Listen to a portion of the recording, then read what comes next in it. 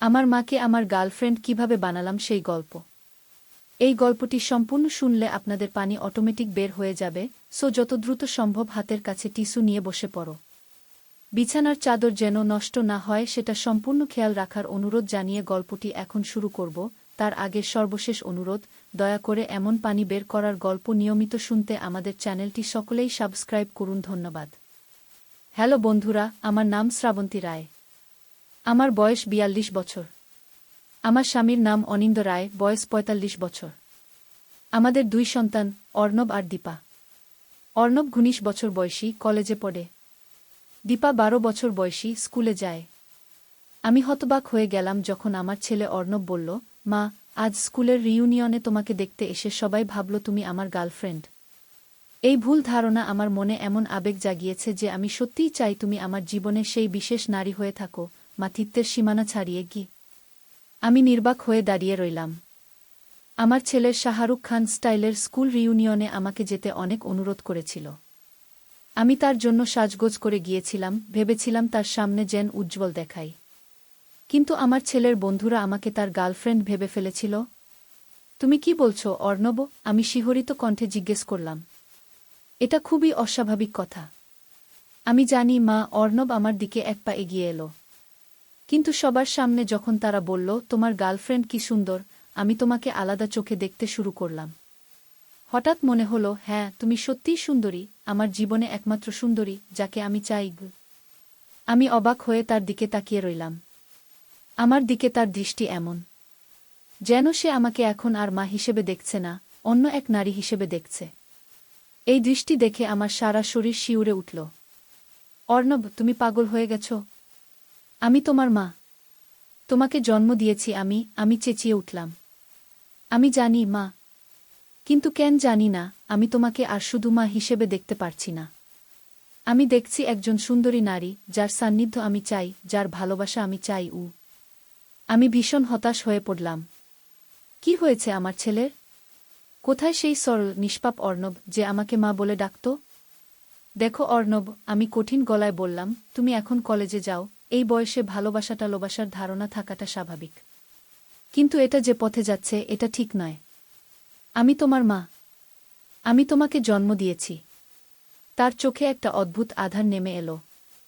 সে হঠাৎ হাসতে শুরু করল। প্রথমে ধীরে, তারপর জোরে জোরে। তার হাসি শুনে আমার গায়ে কাঁটা দিয়ে উঠল। মা, তোমাকে একটা সত্যি কথা বলি, সে হাসতে হাসতে বলল। তুমি সত্যিই আমার জন্মদাত্রী নও। আমি যেন বাজ পড়ার মতো হতবাক হয়ে গেলাম। কি বলছো তুমি? আমি তোমার সন্তান নই মা। আমি বাবার প্রথম বিয়ের ছেলে। তোমার কথা হলো আমার সৎ মাগি। আমার মাথাটা ঘুরে গেল। কি বলছে অর্ণব? এ কেমন রসিকতা? আমি নিজেই তো ওকে জন্ম দিয়েছি।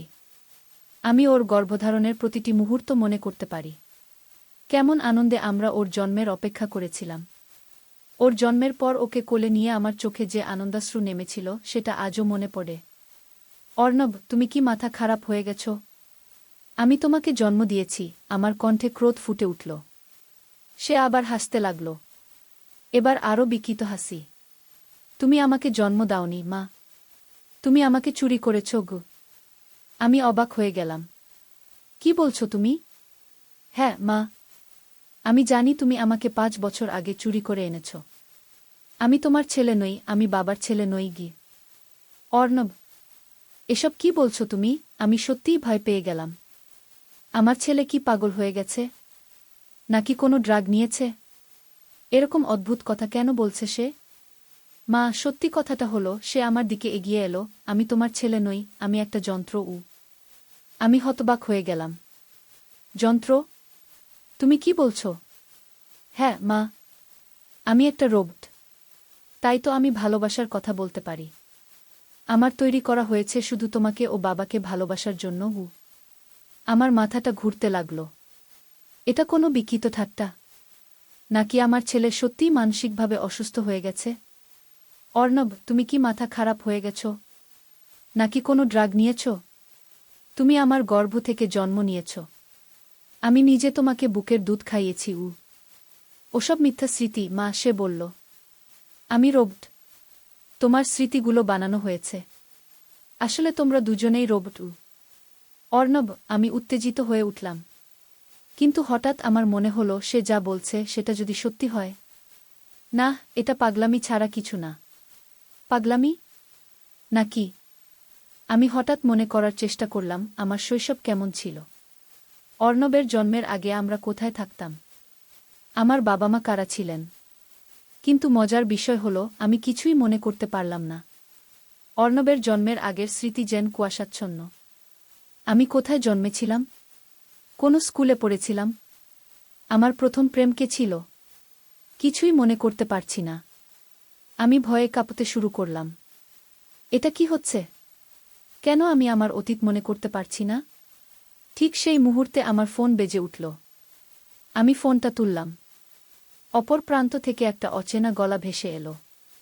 শ্রাবন্তী, আমি ডাক্তার সিনহা, তোমার গোপন সাহায্যকারী। গোপন সাহায্যকারী? আমি অবাক হয়ে জিজ্ঞেস করলাম। হ্যাঁ, শোনো, তোমার বেশি সময় নেই। তোমার ছেলে অর্ণব আর তোমার স্বামী অনিন্দ, এরা আসল মানুষ নয়। এরা রোবট। এদের তৈরি করা হয়েছে তোমাকে নিয়ন্ত্রণ করার জন্য। আমি হতবাক হয়ে গেলাম। কি বলছেন আপনি? শ্রাবন্তী, তুমি একটা প্রশিক্ষণে আছো। একটা বিশেষ মিশনের জন্য তোমাকে প্রস্তুত করা হচ্ছে। ওরা তোমার মস্তিষ্কে নিয়ন্ত্রণ করছে। একটা চিপ রয়েছে তোমার মাথার মধ্যে যেটা তোমার মনের সাথে খেলা করছে।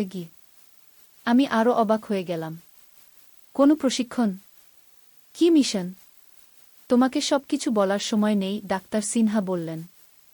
এখন শুধু শোনো। তোমাকে পালাতে হবে। তুমি যেখানে আছো সেখান থেকে বেরিয়ে যাও। অর্ণব আর অনিন্দকে এড়িয়ে চলো। তারা তোমাকে খুঁজবে, তোমাকে ফিরিয়ে আনার চেষ্টা করবে। কিন্তু তুমি পালিয়ে যাবে, যে কোনো ভাবে। কিন্তু কেন? আমার সাথে কি হচ্ছে? আমাকে পরিষ্কার করে বলুন। শ্রাবন্তী, তোমাকে ভারতের সবচেয়ে গোপন এজেন্ট বানানো হচ্ছে। তোমাকে এমন একটা মিশনের জন্য প্রস্তুত করা হচ্ছে যেটা সারা দেশের ভবিষ্যৎ নির্ধারণ করবে। এজন্য তোমার মস্তিষ্কে একটা চিপ বসানো হয়েছে যেটা তোমার স্মৃতি, তোমার অনুভূতি সবকিছু নিয়ন্ত্রণ করছে। এটা একটা পরীক্ষা, একটা আবিষ্কার, যার সফলতা বা ব্যর্থতা নির্ভর করছে তোমার উপর। আমি অবাক হয়ে গেলাম। আমি একজন গোপন এজেন্ট? কিন্তু আমি তো একজন গৃহিণী। না শ্রাবন্তী, তুমি মনে করছো তুমি একজন গৃহিণী, কিন্তু আসলে তুমি একজন প্রশিক্ষিত এজেন্ট। তোমার আসল নাম শ্রাবন্তী নয়। তোমার আসল নাম আরোহী দাস। তুমি ভারতের গোপন সংস্থা রহস্যের সবচেয়ে দক্ষ এজেন্ট। তোমাকে 5 বছর আগে একটা মিশনে পাঠানো হয়েছিল, কিন্তু তুমি ধরা পড়ে গিয়েছিলে। তোমার মস্তিষ্কে চিপ বসিয়ে তোমার স্মৃতি মুছে ফেলা হয়েছে। এখন তোমাকে একটা কাল্পনিক জীবন দেওয়া হয়েছে যেখানে তুমি মনে করছো তুমি একজন গৃহিণী, যার একটা সংসার আছে, স্বামী আছে, 2টো সন্তান আছে। আমি থমকে গেলাম। কিন্তু এটা তো অসম্ভব। আমি নিজের জীবন সম্পর্কে সবকিছু জানি। সত্যি? তাহলে তোমার শৈশব কেমন ছিল মনে করতে পারো? তোমার বাবা মা কারা ছিলেন? তোমার প্রথম স্কুল কোনটা ছিল? কখন তোমার প্রথম চুমু হয়েছিল? না শ্রাবন্তী, তুমি এসব কিছুই মনে করতে পারবে না। কারণ এসব ঘটনা কখনো ঘটেনি। তোমার জীবন শুরু হয়েছে 5 বছর আগে, যখন তোমাকে এই কাল্পনিক জীবন দেওয়া হয়। আমি আবারও চেষ্টা করলাম আমার অতীত স্মৃতিগুলো মনে করার। কিন্তু কিছুই মনে আসছে না। শুধু একটা অন্ধকার খাদের মতো গহ্বর।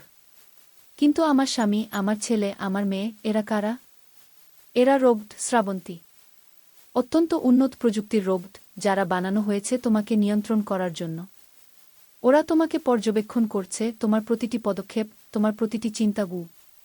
কিন্তু কেন? আমার সাথে এমন করা হচ্ছে কেন? কারণ তুমি একমাত্র ব্যক্তি যে সেই কোড জানে। একমাত্র ব্যক্তি যে ভারতের সব গোপন এজেন্টকে নিয়ন্ত্রণ করতে পারে। আমি আবার থমকে গেলাম। কোন কোড? গুপ্ত কোড। একমাত্র কোড যা দ্বারা ভারতের সব গোপন এজেন্টকে নিয়ন্ত্রণ করা যায়। তুমি শুধু জানো না যে তুমি এটা জানো। এটা তোমার মস্তিষ্কের গভীরে লুকিয়ে আছে। কিন্তু আমি তো একজন সাধারণ মানুষ। না, তুমি সাধারণ নও শ্রাবন্তী। তুমি অসাধারণ। তুমি ভারতের সবচেয়ে দক্ষ এজেন্ট। এজন্যই ওরা তোমাকে এভাবে লুকিয়ে রেখেছে, তোমার মস্তিষ্ক থেকে সেই কোড বের করার জন্য। কিন্তু কে ওরা? ওরা কালো ছায়া। একটা আন্তর্জাতিক চক্র যারা চায় ভারতকে ধ্বংস করতে। ওরা তোমাকে ধরে নিয়ে এসেছে, তোমার মস্তিষ্কে চিপ বসিয়েছে, তোমাকে এই কাল্পনিক জীবন দিয়েছে, শুধু যাতে তোমার মস্তিষ্ক থেকে সেই কোড বের করতে পারে কি। আমি বিশ্বাস করতে পারছি না। বিশ্বাস না করাটাই স্বাভাবিক। কিন্তু তোমার যাচাই করে দেখতে হবে। একটা কাজ করো। তোমার হাতের তালুতে একটা ছোট্ট কাঁটা আছে, দেখো গো। আমি আমার হাতের তালু দেখলাম। সত্যিই সেখানে একটা ছোট্ট কাঁটা। আমি অবাক হয়ে গেলাম। এটা কিসের কাঁটা? ওটা কাঁটা নয় শ্রাবন্তী। ওটা একটা ছোট্ট বোতাম। ওটা চাপো গু। আমি সন্দেহের সাথে আমার হাতের সেই কাঁটার মতো জায়গাটা চাপলাম। হঠাৎ আমার সামনে একটা অদ্ভুত দৃশ্য ভেসে উঠল। আমার চোখের সামনে একটা হোলোগ্রাফিক স্ক্রিন। সেখানে লেখা, এজেন্ট আরোহী দাস। কোড নাম ছায়া। মিশন সূর্যোদয়। অবস্থা নিষ্ক্রিয়। স্মৃতি সীমিত। কন্ট্রোল কালো ছায়া। সিস্টেম রিবুট 3 গু। আমি হতবাক হয়ে গেলাম। এটা কি? এটা তোমার আসল পরিচয় শ্রাবন্তী। তুমি আসলে আরোহী দাস, কোড নাম ছায়া। তোমাকে কালো ছায়া নিয়ন্ত্রণ করছে। কিন্তু আমরা তোমাকে উদ্ধার করতে চাই। আমরা ভারতের গোপন সংস্থা রহস্যের সদস্য, যারা তোমাকে উদ্ধার করতে চায়। আমি এখনও বিশ্বাস করতে পারছিলাম না। কিন্তু আমার সামনের হোলোগ্রাফিক স্ক্রিন? এটা কি করে সম্ভব?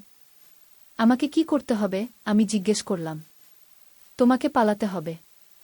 যেখানে তুমি আছো সেখান থেকে বেরিয়ে যাও। অর্ণব আর অনিন্দকে এড়িয়ে চলো। তোমাকে কলকাতার শিয়ালদহ স্টেশনে পৌঁছাতে হবে। সেখানে প্ল্যাটফর্ম 3 এর শেষ প্রান্তে একজন লোক দাঁড়িয়ে থাকবে। সে একটা লাল টি-শার্ট পরে থাকবে এবং হাতে একটা নীল ব্যাগ থাকবে। তাকে বলবে বৃষ্টি নামবে আজ। সে উত্তর দেবে কিন্তু সূর্য উঠবে কাল। এরপর সে তোমাকে নিরাপদ জায়গায় নিয়ে যাবে গু। আমি গভীরভাবে শ্বাস নিলাম। কিন্তু আমি কিভাবে পালাবো? অর্ণব এবং অনিন্দ আমাকে যেতে দেবে না গি। তোমার মস্তিষ্কে একটা গোপন আদেশ আছে। যদি তুমি মনে মনে বলো আমি ছায়া, তাহলে তোমার শক্তি ফিরে আসবে। তোমার প্রশিক্ষণ, তোমার দক্ষতা, সবকিছু গু। আমি মনে মনে বললাম আমি ছায়া গি। হঠাৎ আমার শরীরে এক অদ্ভুত শক্তি অনুভব করলাম। আমার মনে হলো আমি সবকিছু করতে পারি। আমার শরীরের প্রতিটি অঙ্গে একটা নতুন শক্তি, একটা নতুন উৎসাহ জাগল। আমার চারপাশে কি হচ্ছে? অনিন্দ ঘরে ঢুকে জিজ্ঞেস করল। তার পেছনে দীপা। দুজনের চোখেই সন্দেহ। কিছু না, আমি বললাম, অর্ণবের সাথে কথা বলছিলাম গু। অনিন্দ আমার দিকে তাকালো। তুমি কার সাথে ফোনে কথা বলছিলে? কেউ না, আমি মিথ্যা বললাম। একটা রং নম্বর। অনিন্দর চোখে সন্দেহ আরও গাঢ় হল। তুমি কার সাথে কথা বলছিলে শ্রাবন্তী? আমি বুঝতে পারলাম তারা আমাকে সন্দেহ করছে। এবং আরও বুঝলাম তারা আমাকে ছাড়বে না। আমি দ্রুত সিদ্ধান্ত নিলাম। আমি কারো সাথে কথা বলিনি, আমি বললাম, এবং হঠাৎই আমি ঘুষি মারলাম অনিন্দর পেটে। সে ব্যথায় দ্বিমুখ হয়ে গেল এবং মাটিতে বসে পড়ল। মা, তুমি কি করছো? দীপা চিৎকার করে উঠল। আমি দীপার দিকে তাকালাম। দীপা, দয়া করে আমার সামনে থেকে সরে যাও। মা, তুমি কি পাগল হয়ে গেছ? অর্ণব আমার দিকে এগিয়ে এলো। আমি আর দ্বিধা করলাম না। আমি লাফ দিয়ে দরজার দিকে ছুটলাম। অর্ণব আমাকে ধরতে চেষ্টা করল, কিন্তু আমি তাকে এড়িয়ে গেলাম। আমি দ্রুত দরজা খুলে বাইরে বেরিয়ে এলাম। মা, কোথায় যাচ্ছ তুমি? অর্ণব চিৎকার করল। আমি উত্তর দিলাম না। আমি দ্রুত দৌড়াতে লাগলাম। আমি জানি অর্ণব আমার পিছনে আসবে। আমি জানি সে আমাকে ধরতে চাইবে। কিন্তু আমি ধরা দেব না। আমি দৌড়াতে দৌড়াতে রাস্তায় নেমে এলাম। আমার বাড়ি পার্ক স্ট্রিটের কাছে, কলকাতার মধ্যিখানে। শিয়ালদহ স্টেশন যেতে আমাকে অনেকটা পথ যেতে হবে। আমি একটা ট্যাক্সি ধরলাম। শিয়ালদহ স্টেশন, আমি ড্রাইভারকে বললাম। ট্যাক্সি স্টার্ট দিল। আমি পেছনে তাকালাম। অর্ণব আর অনিন্দ বাড়ির বাইরে বেরিয়ে এসেছে। তারা চারপাশে তাকাচ্ছে, আমাকে খুঁজছে। আমি স্বস্তির নিঃশ্বাস ফেললাম। আমি পালিয়ে আসতে পেরেছি।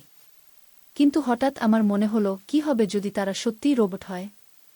যদি তারা আমাকে খুঁজে বের করতে পারে? আমি কি সত্যিই নিরাপদ? আমি গভীরভাবে ভাবতে শুরু করলাম। আমি কি সত্যিই একজন গোপন এজেন্ট? আমি কি সত্যিই আরোহী দাস? আমার মস্তিষ্কে কি সত্যিই একটা চিপ আছে? আমার পরিবার কি সত্যিই রোবট? আমি আবার আমার অতীত মনে করার চেষ্টা করলাম। আমার বাবা মা কারা ছিলেন? আমি কোথায় বড় হয়েছি? আমি কবে অনিন্দর সাথে দেখা করেছিলাম? কিন্তু এসব প্রশ্নের উত্তর আমি খুঁজে পাচ্ছি না। হঠাৎ আমার ফোন বেজে উঠল। আমি দেখলাম অনিন্দর ফোন। আমি ফোন ধরলাম না, কিন্তু ফোন বাজতেই থাকল। আমি ভাবলাম, যদি ফোন ধরি তাহলে কি তারা আমার অবস্থান জানতে পারবে? যদি ফোন না ধরি তাহলে কি তারা সন্দেহ করবে? আমি শেষ পর্যন্ত ফোন ধরলাম। হ্যালো, আমি বললাম। শ্রাবন্তী, কোথায় তুমি? অনিন্দর গলা। সে উদ্বিগ্ন শোনাচ্ছিল। আমি বাইরে বেরিয়েছি। একটু একা থাকতে চাই। কিন্তু কেন? কি হয়েছে? কিছু না, অনিন্দ। আমি একটু সময় চাই। কিন্তু তুমি আমাকে মারলে কেন? আমি কি বলবো ভেবে পেলাম না। আমি আমি দুঃখিত। আমার মাথা খারাপ হয়ে গিয়েছিল। কোথায় তুমি এখন? আমি আসছি। না, আমি দ্রুত বললাম, আমি একা থাকতে চাই। আমি পরে ফিরে আসব। কিন্তু শ্রাবন্তী গো। আমি ফোন কেটে দিলাম। আমার হৃদস্পন্দন বেড়ে গেল। আমি কি সঠিক সিদ্ধান্ত নিয়েছি? আমি কি সত্যিই বিপদে আছি? নাকি কোনো ভুল হচ্ছে? ট্যাক্সি শিয়ালদহ স্টেশনের দিকে এগিয়ে চলেছে। আমি জানালা দিয়ে বাইরে তাকালাম। কলকাতার রাস্তা, কলকাতার জনসমুদ্র। এটাই আমার শহর, আমার বাড়ি। কিন্তু আজ সবকিছু অচেনা লাগছে। আমি কি সত্যিই এই শহরে থাকি? নাকি এটাও একটা ভুজা স্মৃতি? হঠাৎ আমার মাথায় একটা চিন্তা এলো। যদি আমি সত্যিই একজন গোপন এজেন্ট হই, তাহলে আমার কাছে অস্ত্র থাকা উচিত। আমি আমার পকেটে হাত দিলাম। সেখানে আমি একটা ছোট পিস্তল পেলাম। আমি অবাক হয়ে গেলাম। এটা কোথা থেকে এলো? আমি কি সত্যিই এটা বহন করছিলাম? আমি কখনো পিস্তল দেখিনি, পিস্তল ধরিনি। কিন্তু এখন আমার হাতে একটা পিস্তল। এবং অদ্ভুত বিষয় হলো, এটা আমার হাতে স্বাভাবিক মনে হচ্ছে, যেন আমি এটা বহু বছর ধরে ব্যবহার করছি। ট্যাক্সি শিয়ালদহ স্টেশনে পৌঁছে গেল। আমি ভাড়া দিয়ে নেমে পড়লাম। স্টেশনে লোকজনের ভিড়। আমি সাবধানে চারপাশে তাকালাম। আমি বুঝতে পারছিলাম আমি বিপদে আছি। আমাকে খুঁজছে কালো ছায়া। আমাকে খুঁজছে আমার তথাকথিত পরিবার। আমাকে সতর্ক থাকতে হবে। আমি সাবধানে প্ল্যাটফর্ম ৩ এর দিকে এগিয়ে গেলাম। প্ল্যাটফর্ম জুড়ে লোকজনের ভিড়। আমি সেই লাল টি-শার্ট পরা লোকটিকে খুঁজতে লাগলাম। প্ল্যাটফর্মের শেষ প্রান্তে আমি একজন লোককে দেখলাম, যে লাল টি-শার্ট পরে আছে এবং হাতে একটা নীল ব্যাগ ধরে আছে। আমি তার দিকে এগিয়ে গেলাম। বৃষ্টি নামবে আজ, আমি বললাম, যেমনটা ডাক্তার সিনহা বলেছিলেন। লোকটি আমার দিকে তাকালো। কিন্তু সূর্য উঠবে কাল, সে উত্তর দিল। আমি স্বস্তির নিঃশ্বাস ফেললাম।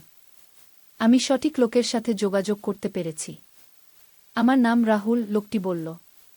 আমি তোমাকে নিরাপদ জায়গায় নিয়ে যাব। এখানে বিপদ আছে? আমি জিজ্ঞেস করলাম। হ্যাঁ, রাহুল বলল। তোমাকে খুঁজছে কালো ছায়া। আমাদের দ্রুত এখান থেকে যেতে হবে। আমরা স্টেশন থেকে বেরিয়ে একটা গাড়িতে উঠলাম।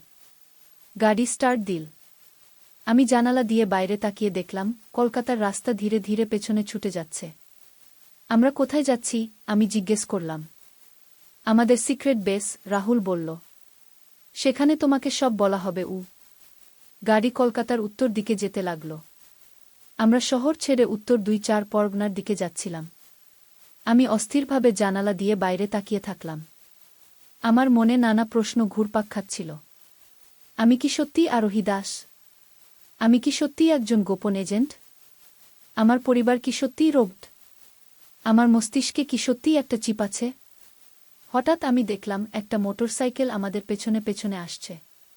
আমি সতর্কভাবে সেদিকে তাকালাম। মোটরসাইকেলের লোকটি হেলমেট পরে আছে, তার চেহারা দেখা যাচ্ছে না। রাহুল, আমি বললাম, আমাদের পেছনে একটা মোটরসাইকেল আসছে। রাহুল পেছনে তাকালো। ওহ না, সে বলল, ওরা আমাদের খুঁজে ফেলেছে। কারা? কালো ছায়া। ওরা তোমাকে খুঁজে ফেলেছে। আমার হৃদস্পন্দন বেড়ে গেল। কি করব আমরা? ওদের এড়াতে হবে, রাহুল বলল এবং গাড়ির গতি বাড়িয়ে দিল। গাড়ি দ্রুত গতিতে ছুটতে লাগল। কিন্তু মোটরসাইকেলও গতি বাড়াল। সে আমাদের পেছনে পেছনে আসতে লাগল। আমি আবার পেছনে তাকালাম। মোটরসাইকেলের লোকটি এখন অনেক কাছে এসে গেছে। হঠাৎ আমি দেখলাম লোকটি তার জ্যাকেটের ভেতর থেকে কি যেন বের করছে। আমি দেখে চিনতে পারলাম, একটা পিস্তল। রাহুল, সাবধান! আমি চিৎকার করে উঠলাম। ওর হাতে পিস্তল! রাহুল পেছনে তাকালো এবং গাড়ির গতি আরও বাড়িয়ে দিল। কিন্তু ততক্ষণে মোটরসাইকেলের লোকটি গুলি চালিয়েছে। গুলিটি গাড়ির পেছনের কাচ ভেদ করে এলো এবং আমাদের মাথার উপর দিয়ে চলে গেল। নিচে শুয়ে পড়ো, রাহুল চিৎকার করল। আমি গাড়ির সিটে নিচে শুয়ে পড়লাম। রাহুল গাড়ি জিগজ্যাগভাবে চালাতে লাগল, যাতে আমরা আক্রমণকারীর লক্ষ্যবস্তু না হই। আমার পিস্তল, আমি ভাবলাম। আমি আমার পকেট থেকে পিস্তল বের করলাম। আমি আগে কখনো পিস্তল ব্যবহার করিনি, কিন্তু আমার হাতে এটা এমন স্বাভাবিক লাগছিল, যেন আমি এটা বহু বছর ধরে ব্যবহার করছি। আমি গাড়ির জানালা দিয়ে পেছনে তাকালাম এবং মোটরসাইকেলের লোকটির দিকে গুলি চালালাম। গুলিটি লোকটির পাশ দিয়ে চলে গেল, কিন্তু সে ভয় পেয়ে কিছুটা পেছনে সরে গেল। তুমি পিস্তল চালাতে জানো? রাহুল অবাক হয়ে জিজ্ঞেস করল। আমিও অবাক, আমি বললাম, কিন্তু হ্যাঁ, মনে হয় আমি জানি গু। মোটরসাইকেলের লোকটি আবার আমাদের দিকে গুলি চালাল। এবার গুলিটি গাড়ির টায়ারে লাগল। গাড়ি হোঁচট খেল এবং নিয়ন্ত্রণ হারিয়ে ফেলল। সাবধান! রাহুল চিৎকার করল। গাড়ি একটা গাছের সাথে ধাক্কা খেল এবং থেমে গেল। আমি এবং রাহুল গাড়ি থেকে বেরিয়ে এলাম। রাহুলও তার পিস্তল বের করল। ওই গাছের পেছনে যাও, রাহুল আমাকে বলল। আমি ওকে সামলাচ্ছি গু। আমি গাছের পেছনে গেলাম। মোটরসাইকেলের লোকটি তার মোটরসাইকেল থেকে নেমে আমাদের দিকে এগিয়ে আসছিল, তার হাতে পিস্তল। রাহুল তার দিকে গুলি চালাল। লোকটি গাড়ির পেছনে লুকাল। সেও পাল্টা গুলি চালাল। পালাও, আরোহী! রাহুল চিৎকার করল। আমি ওকে সামলাচ্ছি। তুমি বনের দিকে পালাও। সেখানে একটা পুরনো বাড়ি আছে। সেটা আমাদের সিক্রেট বেস। সেখানে যাও। আমি দ্বিধা করলাম। কিন্তু তুমি? আমি ঠিক আছি। তুমি যাও। তোমাকে বাঁচাতে হবে। তুমি আমাদের শেষ আশা গো। আমি আর দ্বিধা করলাম না। আমি বনের দিকে দৌড়াতে শুরু করলাম। পেছন থেকে গুলির শব্দ আসতে লাগল। আমি পেছনে তাকালাম না। আমি শুধু দৌড়াতে লাগলাম। বনের ভেতরে অন্ধকার হয়ে আসছিল। সূর্য অস্ত যাচ্ছিল। আমি সাবধানে পথ খুঁজতে লাগলাম। আমি বনের ভেতরে একটা পুরনো বাড়ি খুঁজছিলাম, যেটা রাহুল সিক্রেট বেস বলেছিল। হঠাৎ আমি দূরে একটা পুরনো বাড়ি দেখতে পেলাম। বাড়িটা বনের মাঝে একা দাঁড়িয়ে আছে। এটাই কি সেই সিক্রেট বেস? আমি বাড়ির দিকে এগিয়ে গেলাম। বাড়িটা খুবই পুরনো, জীর্ণ। বাড়ির দরজায় তালা লাগানো। আমি দরজায় ধাক্কা দিলাম, কিন্তু খুলল না। এখন কি করব? আমি নিজেকে জিজ্ঞেস করলাম। হঠাৎ আমার মাথায় একটা চিন্তা এলো। যদি আমি সত্যিই একজন গোপন এজেন্ট হই, তাহলে আমি তালা ভাঙতে জানব। আমি আবার মনে মনে বললাম, আমি ছায়াগি। আবার আমার শরীরে সেই অদ্ভুত শক্তি অনুভব করলাম। আমি তালার দিকে তাকালাম এবং কিভাবে এটা ভাঙতে হবে বুঝতে পারলাম। আমি আমার পিস্তলের বাট দিয়ে তালা আঘাত করলাম এবং তালা ভেঙে গেল। আমি দরজা খুলে ভেতরে ঢুকলাম। বাড়ির ভেতরে অন্ধকার। আমি আলো খুঁজতে লাগলাম। আমি একটা সুইচ খুঁজে পেলাম এবং সেটা টিপলাম। আলো জ্বলে উঠল। বাড়ির ভেতরটা আধুনিক। বাইরে থেকে বাড়িটা পুরনো, জীর্ণ দেখাচ্ছিল, কিন্তু ভেতরটা একদম নতুন, আধুনিক। ঘরের মাঝে একটা বড় টেবিল, টেবিলের উপর কম্পিউটার, ফাইল, কাগজপত্র। দেয়ালে বড় একটা স্ক্রিন, যেখানে কিছু তথ্য দেখানো হচ্ছে। আমি টেবিলের দিকে এগিয়ে গেলাম। সেখানে অনেক ফাইল। আমি একটা ফাইল খুললাম। সেখানে লেখা, এজেন্ট আরোহী দাস। কোড নাম ছায়া। অপারেশন সূর্যোদয়। মিশন কালো ছায়াকে উদ্ঘাটন। অবস্থা বিচ্ছিন্ন। স্মৃতি নিয়ন্ত্রিত। প্রশিক্ষণ পূর্ণ। দক্ষতা সর্বোচ্চ। নির্দেশ কালো ছায়াকে ধ্বংস করো। আমি অবাক হয়ে ফাইলটা পড়লাম। সত্যিই কি আমি আরোহী দাস? সত্যিই কি আমি একজন গোপন এজেন্ট? এবং আমার মিশন হলো কালো ছায়াকে ধ্বংস করা?